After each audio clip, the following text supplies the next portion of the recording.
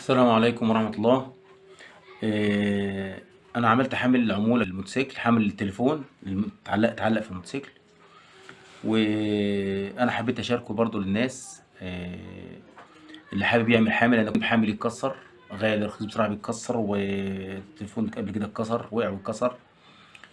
فقلت أنا هعمل حامل هو معمول عمولة، هعرضه كده للناس على السريع يعني. بسم الله. اهو ده الحامل اهو كده، حامل ماسورة، اي مربعة او ماسورة مربعة. دي كانت مربعة، بس انا والله كنت عاملها بس مش لاقي اهي هي كانت كده مربعة عادي يعني، او حديدة زي حديدة مدورة. لا دي ماسورة مربعة كده بس.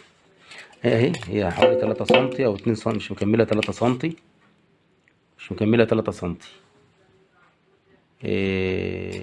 بتبقى وانت بتنشرها بتتنشر بالنص كده، تجيب يعني الحداد هو عنده صاروخ او اي حاجة بينشرها لك كده نصين ويظبطها كده الحوافز. بس انا طبعا مش رش الكونفور، كنت رشيته بس انا يعني ما رشيتوش بصراحه.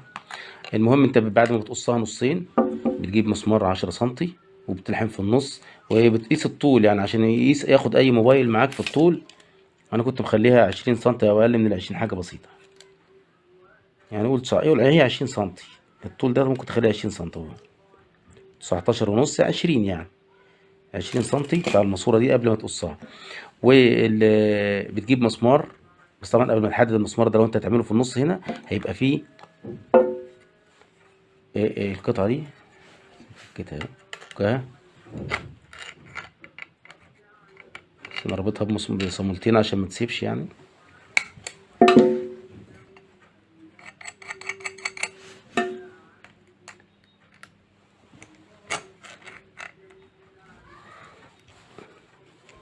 عشان اربطها جامد يعني بصراحه.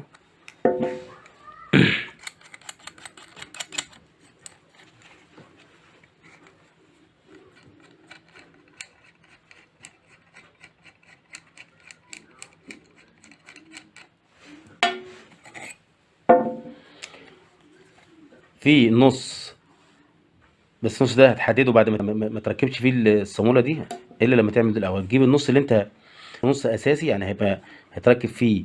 هتجيب حديده كده، اي حديده بتكون مش محمله قوي يعني، في الخفيف، اللي هي هتبقى دي كده، اللي هي هتاخدها من هنا، هتحطها ايه، هتقيس مثلا مسافه هنا كده 7 سنتي، وتبدا تلحمها. هي مثلا عرضها حوالي اهي، عرضها 3 سنتي يعني. الحديده دي 3 سنتي في قد ايه،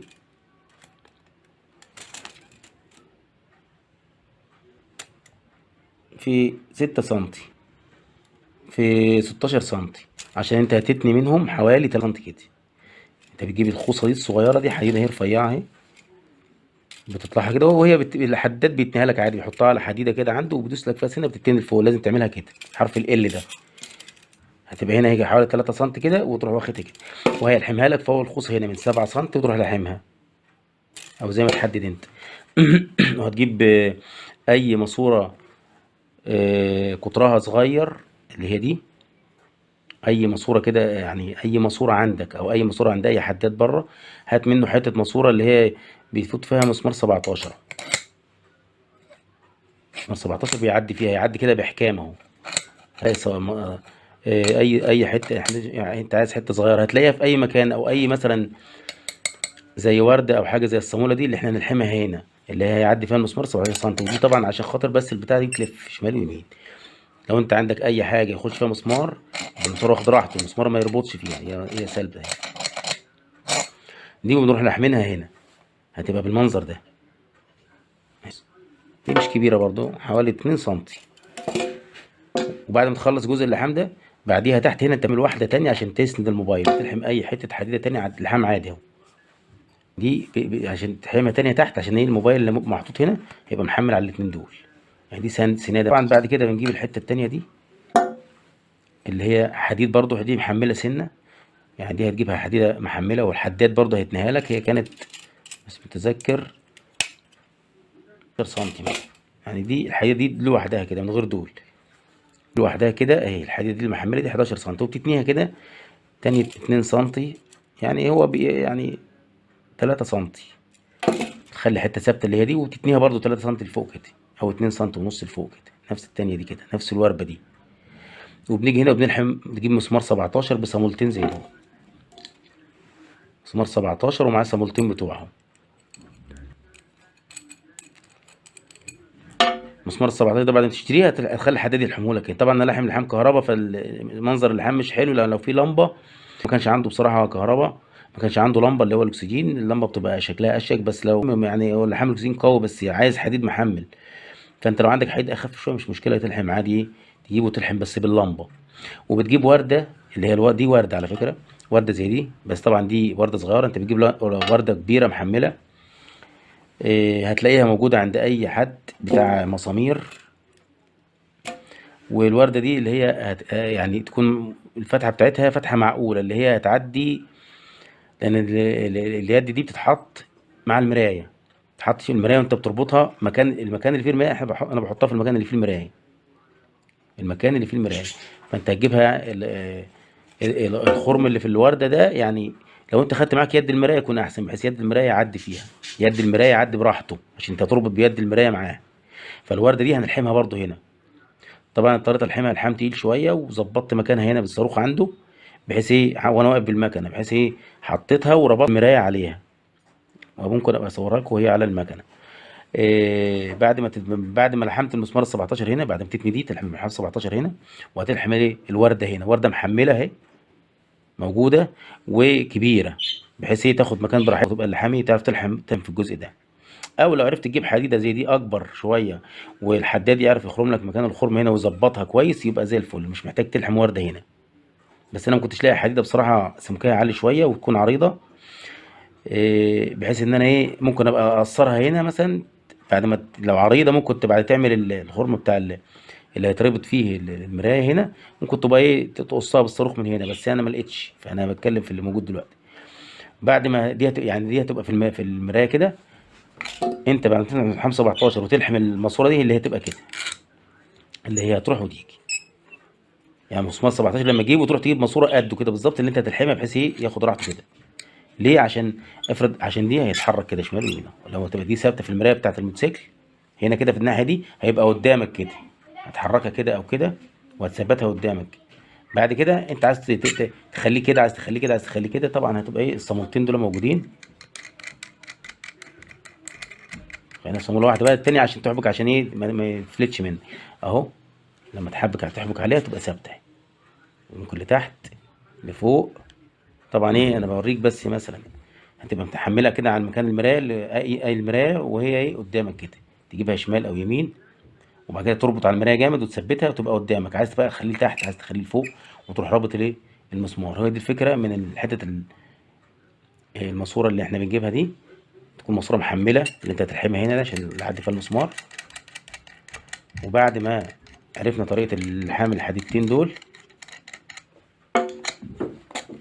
نجيب النص التاني ده بعد ما لحمت دي اللي هي ظبطتها، فمحتاج تلحم المسمار 10 سم. ده مسمار 10 سم بصامولة. المسمار ده طبعا ليه فايدة، هي اللي هنعمله اللي هنربط بيه الموبايل، اللي هنربط عليه الموبايل.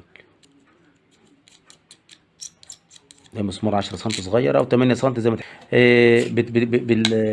بعد الحاجة دي الحداد بياخد لك فيها المجرة دي، تاخدها مثلا المجرة دي طولها مثلا، الموبايل طبعا بيبقى كبير، بس انت بتاخدها مثلا 7 سم. يعني بتخلي سنتي بس هنا في الاخر، وتعمل حوالي 7 سم هنا اللي هي المجرة، اللي عشان لما تحط اهي يبقى عبارة عن كده. النص التاني بكده، وبتجيب من تحت كده المجرة اللي احنا عملناها، بتجيب الوردة وبتجيب الصامولة اللي هنربطها.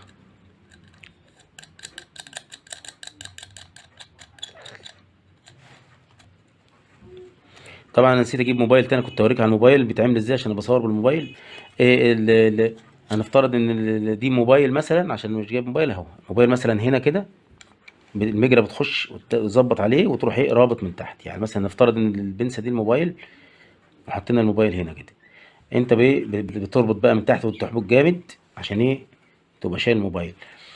يبقى هو الغرض من المجرة دي ان انت ايه هتودي الموبايل كبير مثلا عريض، بعد ما تحط له الجراب بتاعه برضه يفضل تحط مثلا لحد تظبط المجرة وتروح حابك دي رابط.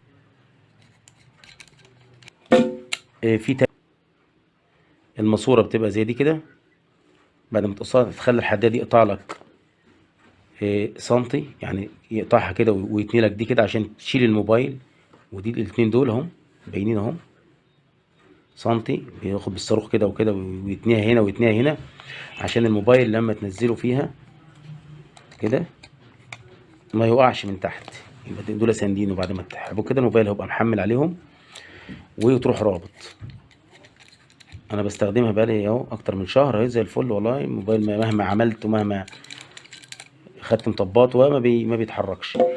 وبتبطنها بقى من جوه زي ما انت عايز بقى انا حاطط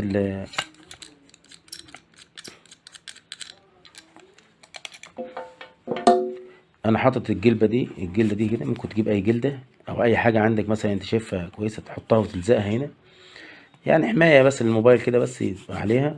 وتعمل فتحات للكاميرا لو انت عايز، وبتعمل بس انا بعمل فتحات للموبايل. لو عايز تعمل فتحه هنا في الجنب للزراير الموبايل ماشي. بتستخدم مثلا البصمه من ورا لو عايز تفتحه. انا عامل دي عشان تبين الكاميرا والبصمه. لو انا عايز تفتحه بدوس على البصمه وهو مربوط بيفتح عادي. بتبطن برضو من جوه هنا. تحط هنا، انا حاطط هنا، ممكن تحط انت الحاجه اللي انت شايفها مناسبه، يعني تلزقها كده باي امير ولا حاجه من جوه هنا عشان ما يتجرحش. انت كده بتبقى حاطط الموبايل جراب بس. برضو يفضل ان انت مكان الزراير تحط هنا مثلا بتاع، ومكان الزراير ما تسيبه فاضي كده من جوه، بحيث ما يعتلش الزراير، ما تعتلش فيها في مكان زراير ما تعتلش. وتحط الجلبه هنا، الجلد ده كده عشان يحمي الموبايل من فوق ومن تحت. اهو بتلزقه باي امير كده هيلزق معاك عادي اهو، او سيليكون اهو. حته هنا وحته هنا كده، وحته من فوق وحته من تحت، بحيث الموبايل لما يدخل ما يتجرحش اهو. بص الموبايل هيدخل كده اهو، هيبقى سلس اهو.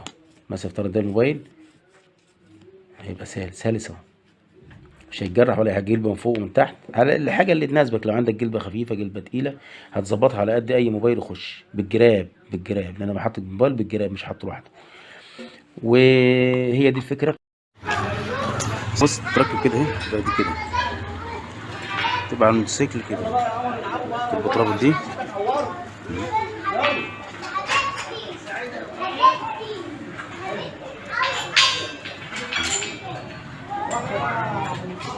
تبقى قدامك كده،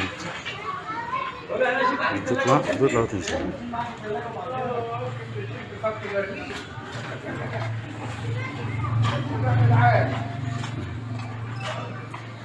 ده شكلها طبعا بتطلعها لفوق كده او تنزلها لتحت كده على حسب ما انت شايف. وبعد كده تروح مظبطها هنا الصواميل دي اللي تتربط، تربط الصواميل زي ما انت عايز، وبعد كده تحط الموبايل.